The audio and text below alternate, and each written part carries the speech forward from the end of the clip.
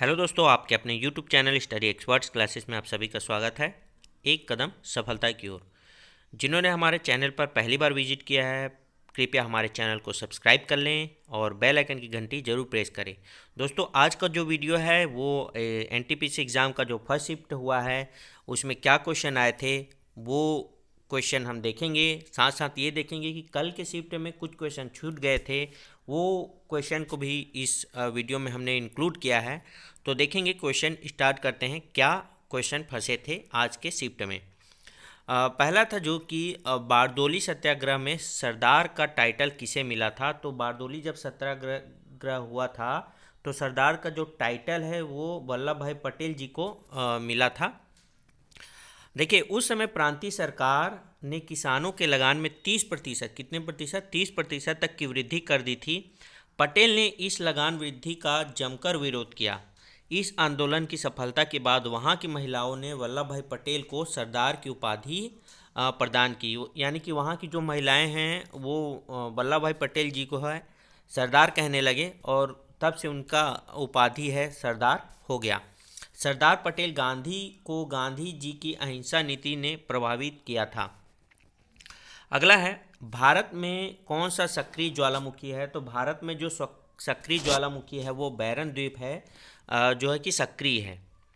देखिए, भारत एकमात्र यही एक ज्वालामुखी है जो सक्रिय है। यह द्वीप देखो, जो ये द्वीप है, जो बैरन द्वीप है, ये लगभग 3 किलोमीटर तक फैला हुआ है।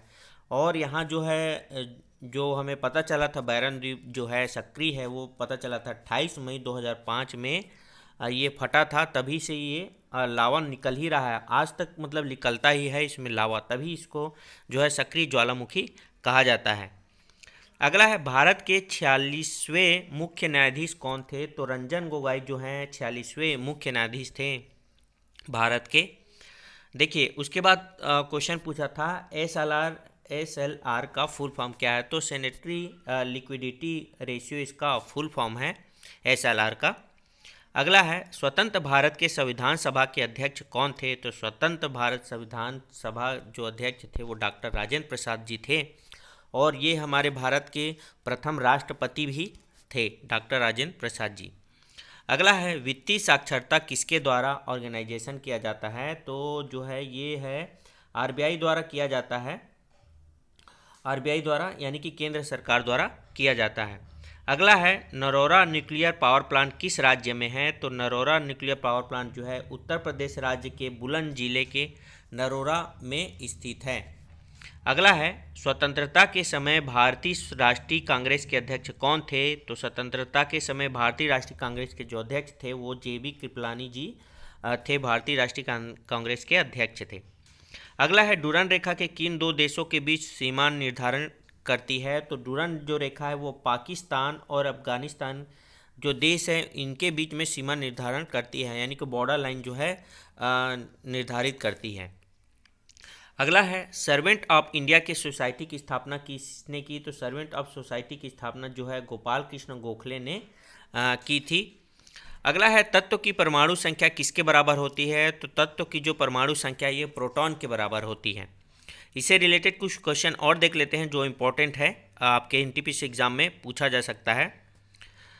देखिए, रसायन विज्ञान के भौतिकी में सभी तत्वों को अलग अलग परमाणु क्रमांक, देखिए अलग अलग परमाणु क्रमांक हैं जो कि एक तत्व को दूसरे तत्व से अलग करता है, यानी कि पता चलता है इससे कि परमाणु क्रमांक है, तभी एक तत्व दूसरे तत्व से किस प्रकार भिन्न है ये पता चलता है। देखिए, किसी तत्व का परमाणु क्रमांक उसके तत्व के नाभिक में स्थिति प्रोटॉनों की संख्या के बराबर होती है, जिसे जेड प्रतीक द्वारा प्रदर्शित करते हैं। अगला है, कौन सा पादप हार्मोन है जिसकी सांद्रता सीड्स पर सबसे अधिक तथा जड़ के पास सबसे कम होती है? तो वो जो हार्मोन्स है, पादप हार्मोन्स है, वो ऑक्सिन के नाम से जाना जाता है। फिर था, राष्ट्रीय मतदाता दिवस कब मनाया जाता है? तो ये एनटीपीसी एग्जाम में लगभग बहुत बार पूछ चुका है ये वाले क्वेश्चन को। तो जो है राष्ट्रीय मतदाता दिवस जो है 25 जनवरी को मनाया जाता है। दोस्तों, ये वीडियो अगर आपको अच्छा लगा हो तो वीडियो को लाइक कर दें, अपने दोस्तों के साथ शेयर भी कर दें। अगला है, अटल पेंशन योजना में मिनिमम मासिक राशि कितनी दी जाती है? तो अटल पेंशन योजना में जो है राशि दी जाती है 1,000 से लेके 5,000 के बीच में दी जाती है। फिर था पूर्वी घाटी, यानी कि पूर्वी घाट और पश्चिम घाट आपस में कहाँ मिलते हैं? तो ये नीलगिरी की पहाड़ियों पर मिलते हैं, पूर्वी घाट और पश्चिमी घाट। देखिए जो नीलगिरी की जो ऊंचाई है, जो पहाड़ी की ऊंचाई है वो 2,637 मीटर है। और जो नीलगिरी की जो पहाड़ियाँ हैं तमिलनाडु, केरल व कर्नाटक में स्थित है। तीन तीन राज्यों पर स्थित है, तमिलनाडु, केरल और कर्नाटक में। अगला है भारतीय रेलवे को कितने जोन में बांटा गया है? तो 17 जोन में बांटा गया है भारतीय रेलवे को। फिर था 3.5 इंच फ्लॉपी डिस्क की भंडारण क्षमता कितनी होती है? यानी कि जो उसका कैपेसिटी है मतलब 3.5 इंच फ्लॉपी डिस्क का, वो 1.44 MB था, है ना, यानी कि है अभी भी। अगर फ्लॉपी यूज़ करेंगे हम लोग 3.5 इंच का तो ये 1.44 MB का यूज़ होगा। लेकिन आजकल देखा जाता है तो छोटे छोटे चिप्स आ गए हैं, वो ज़्यादा यूज़ होती हैं। ये फ्लॉपी डिस्क बहुत ही कम यूज़ होता है। अब तो कंप्यूटर में ऑलरेडी 1 टेराबाइट 2 टेराबाइट ऐसे आने लगे हैं, तो इसकी आवश्यकता बहुत कम होती है।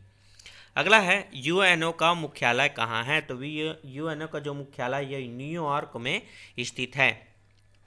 फिर था निर्मला पुस्तक के लेखक कौन है? तो निर्मला जो पुस्तक है इसके लेखक जो है मुंशी प्रेमचंद जी हैं। अगला है लोहे को जंग से बचाने के लिए किसका लेप चढ़ाकर गैल्वेनाइजेशन किया जाता है? तो जिंक की जो परत है वो लोहे को जंग लगने से बचाती है और उसका लेप लगा दिया जाता है लोहे पे, जिंक की परत का, तो वो है जंग लगने से बच जाता है।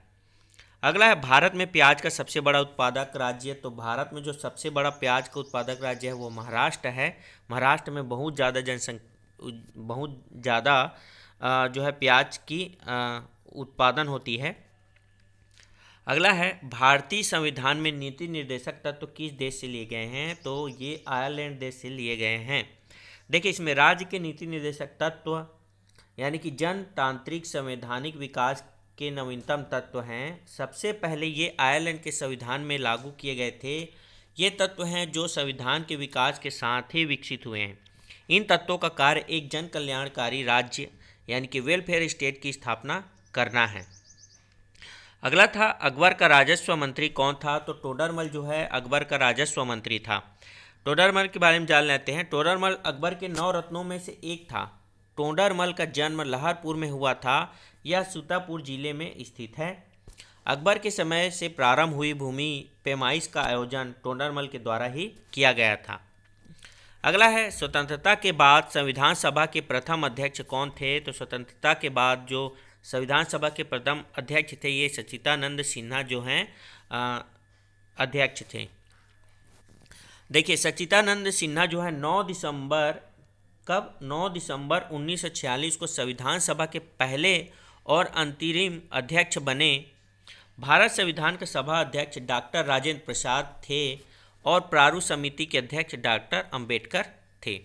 तो क्वेश्चन ये बनता है कि भारत के संविधान सभा के अध्यक्ष कौन थे? तो डॉक्टर राजेंद्र प्रसाद। और प्रारूप समिति के अध्यक्ष पूछा जाए तो आपको डॉक्टर अंबेडकर बताना है। अगला है डॉक्टर सच्चिदानंद सिन्हा 9 दिसंबर 1946 को संविधान सभा के पहले और अंतरिम अध्यक्ष बने, ये बताया मैंने आपको। अगला देखते हैं अटल पेंशन योजना कब शुरू हुई? तो अटल पेंशन जो योजना है ये 1 मई 2015 को शुरू हुई थी।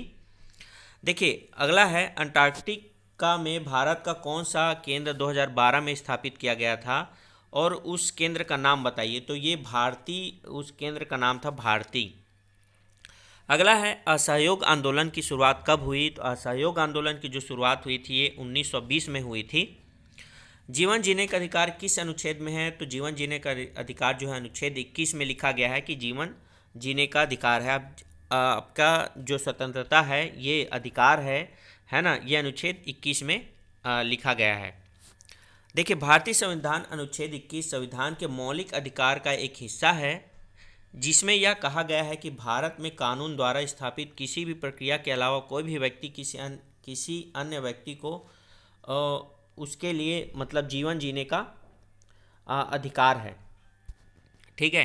अगला है कछुआ किस प्रकार का प्राणी है? तो कछुआ जो है सरीसृप प्रकार का प्राणी है।